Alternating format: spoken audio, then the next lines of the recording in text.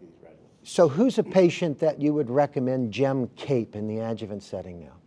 You know, assuming that post-op therapy is our standard, which it's not for most patients, you know, I would go with Eileen's thoughts about this. This now is going to be limited to the patients that have a hard time recovering from surgery, patients who are perhaps older. Although that's not necessarily an easy regimen to give, you really have to cut down significantly on the dose of the CAPE, and oftentimes find yourself going to every other week in some patients. So it's not necessarily a trip in the park itself. It's tough, but nonetheless, it's a less intense treatment. Now we're missing on one thing, and we'll hear soon, I hope, about the results of APEX study with the gemcitabine nab-paclitaxel versus gemcitabine, another phase 3 randomized study. I think we'll report later this year, and that certainly would add yet another option. But if we're really data-driven, this is surgery first, followed by FOLFIRINOX with the best numbers we've ever seen. Is this fair? Is that right? Absolutely. I mean, so why are you holding on to surgery first? I mean, chemo first. Well, I think, again, you have to think about how you select your patients. But is it going to be better? You're just assuming it's going to be better by front loading? The whole concept of moving this total neoadjuvant therapy in rectal cancer was based on the fact that we still miss 10-15% of the patients who never receive treatment that we know when you put, and the same with esophagus cancer, when we put all this together, we know that chemotherapy, radiation plus surgery improves outcome, at least chemotherapy plus surgery, maybe radiation. So exposing the maximal number of patients and selecting the best way for our patients to get to surgery is obviously to do this neoadjuvant approach. So I do believe that these are compelling, and in fact, I see them as supportive. And we have another study, I know Dr. O'Reilly, so Eileen is going to be talking about it, that suggests that perhaps a neoadjuvant approach makes more sense. Yeah. Anyways. Well, let's go to that. So tell us about this clinical trial. So we have new data for adjuvant endorsement, and I think new data supporting this strategy of neoadjuvant therapy. It's a Dutch trial, took 250 odd patients with potentially resectable or borderline resectable pancreas cancer, randomized them to either upfront surgery or upfront neoadjuvant therapy.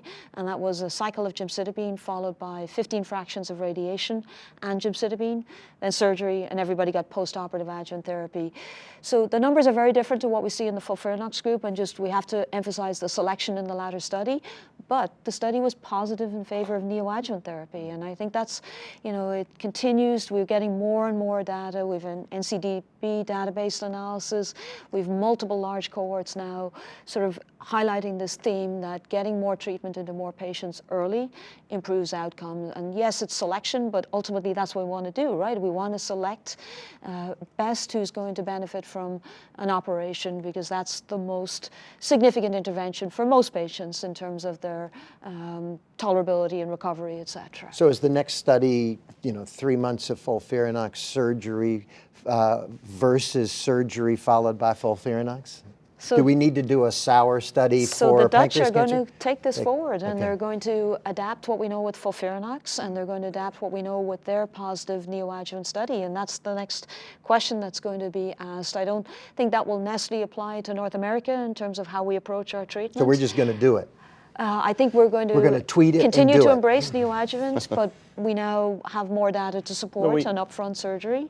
And we don't have the SWOG study that will inform us somewhat, although it's limited by the number of cycles that would be given prior to surgery, and this with FOLFIRINOX versus gemcitabine nab-paclitaxel in the clearly resectable patients will inform us a little bit more about at least the American practice and about the two backbones that, at least one of them now is showing good data in the adjuvant setting, great data in the adjuvant setting, and waiting on the other one, which, we'll see what it is at the end of the day.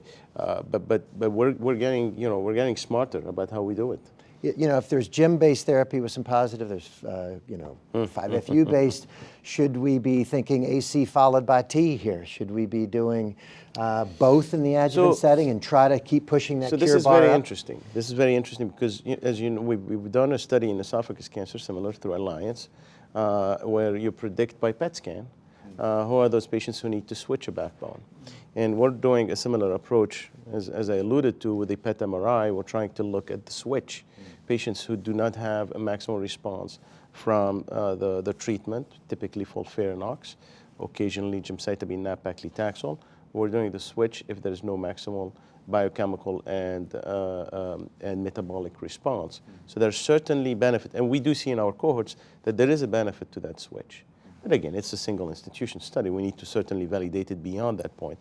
But that switch certainly seems, again, it could be just selecting better patients for the surgery, but as Eileen alluded to, that's really what we need. We need to make sure that the patient that goes to surgery really has the best chance to benefit from that surgery. But any of us who see a lot of, we all see a lot of pancreas cancer, we all know through like the art of medicine, we all know instinctively that there are patients who do better with 5-FU-based regimen and some who do better with the gemcitabine. But we can't predict it beforehand. Right, You exactly. try it and We're you not, see, yeah, right? we're not there yet.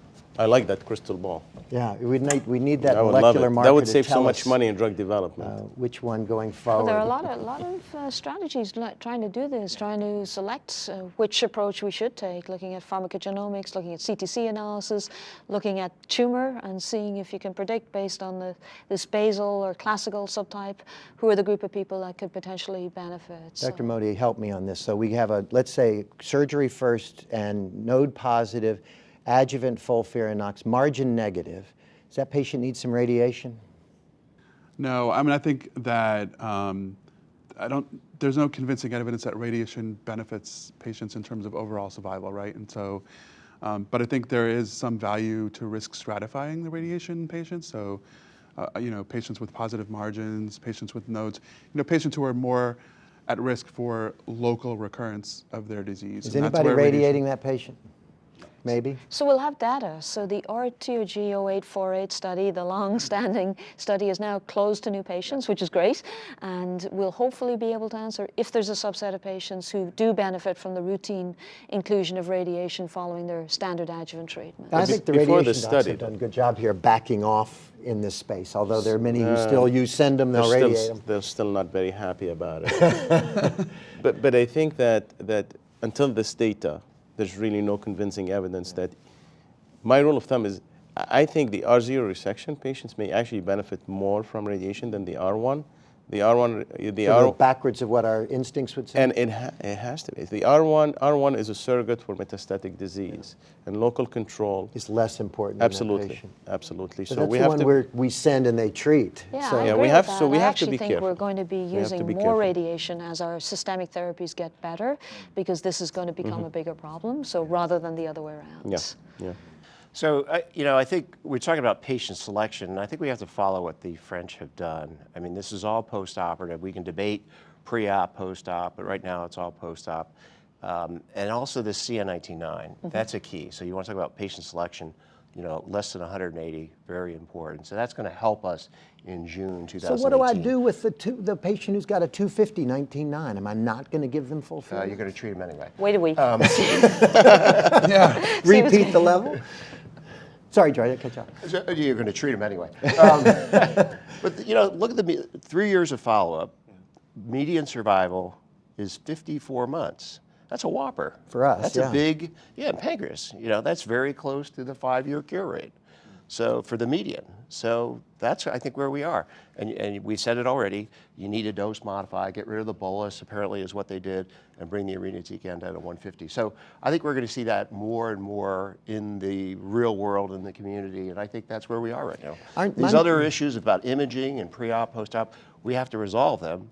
I think we have compelling data, but need preoperative already. And I think the numbers that you see in this study are not very different from the numbers we see from large databases in terms of applying neoadjuvant approaches. They're about the same. So the goal, if we're seeing numbers that look very similar whether you give before or after, and you select your patients better if you give it before, and you expose more patients that are likely to benefit from it, I think the case can be made. I understand the value of studies, and we should continue to look at studies. But I mean, I find it hard to have 20% of my patients miss on adjuvant therapy. I'd like to give it up front.